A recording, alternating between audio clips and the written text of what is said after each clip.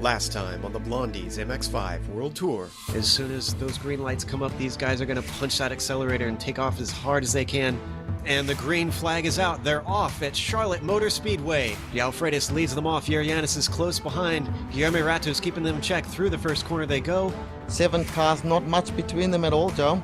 I think you're going to see a lot of pack racing like this. Like we said, that draft is going to be a huge factor. The crash that you were talking earlier with Arthur Chan, that was actually a bump from Dexter in turn 1, which caused Arthur to spin in turn 1. They're looking to go 3 wide. It's early in the race. Sam wisely backs out of it.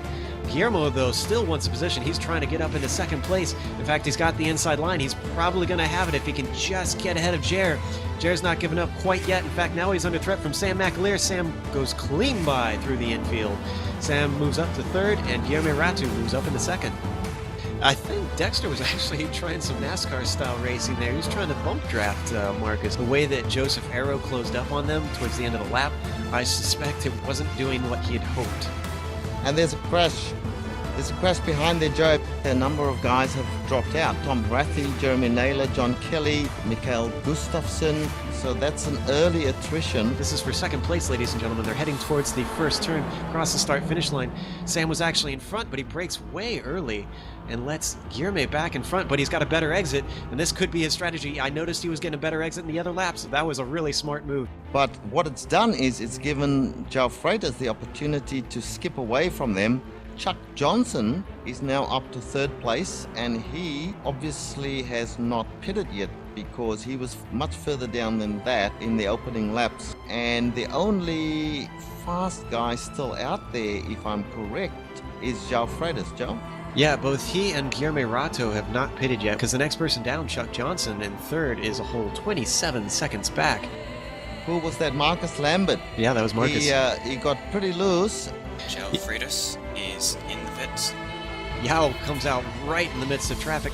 But certainly João Freitas is in place number 1. Guilherme Rato is in second place. So maybe, Joe, finally these two very, very fast drivers will have their day on the podium.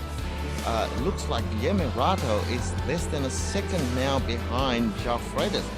João Freitas has lost virtually 3 seconds on that last lap. João pulls off. He had to have short-fueled it. And Guilherme's pitting, is that what I'm hearing? Yeah, Guilherme is pulled into the pits as well. Yanis, he's going to inherit the lead. Is anybody going to have the fuel to make it to the end of this thing? I'm looking up, and Janis is actually going to take the win today at Charlotte at the nighttime road course. Heading through the final corner, we've got João Freitas leading Guilherme Rato still. Here's where the draft comes into play. Has he got enough to get him? They touched on the line, but I do believe João Freitas has done it. In the meantime, Marcus Lambert did pull off a second position. Excellent podium for Marcus. We did expect good things from him, and he delivered. Chuck Johnson, in the meantime, Mr. Late Strategy there, he took home a 5th place, and Joseph Arrow took home 6th.